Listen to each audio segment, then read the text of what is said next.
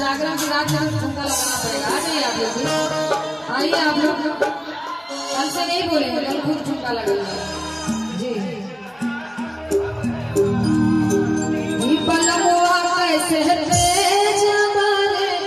चाची को थोड़ा सा कुर्सी यहाँ बिठा दीजिए, इनको यहाँ बिठा दीजिए और कुर्सी को हटा दीजिएगा। चाची थोड़ा सा ना, आप जिनको झूलना है सामने आ जाइए, आप लोग आ जाइए, क्योंकि घर का माहौल है, बाहर में नहीं आप लोग। जिसने किए सब उसके फूलेगा, कुर्सी छोड़िए खड़ी रहिए, चक्कर ओढ़ के बैठे हैं बाप रे। आप लोगों को देख के हमको भी ठंडा लग रहा है। आइए ना, आइए आइए। अरे बाबा दिहले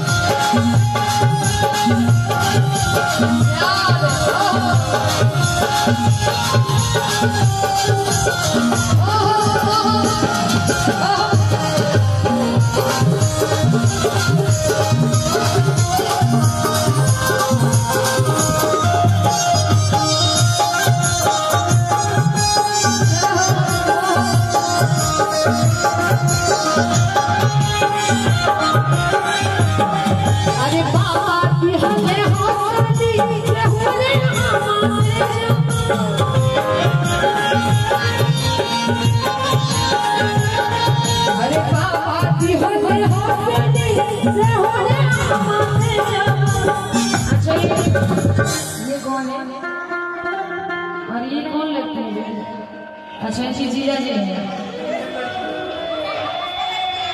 इनकी जीजा जी हैं, वही बोल रहे हैं। अच्छा अभी माँ बाप एकदम समान ही है, पता नहीं चल रहा है। उन्हें सच्चे दरबार की तो माँ पापा के साथ आप डांस कर सकते हैं। एक इनके लिए कहना चाहेंगे, एक पत्नी अपने पति के लिए कुछ कह रही है कि अब की करियो हमारे दुल्हा दुल्हा बसाएंगे, अब की करियो हमारे दुल्हा दुल्हा बसाएंगे, अब की करियो हमारे दुल्हा दुल्हा बसाएंगे। हाथ उठाइए, बोलिए सच्चे दरबार की।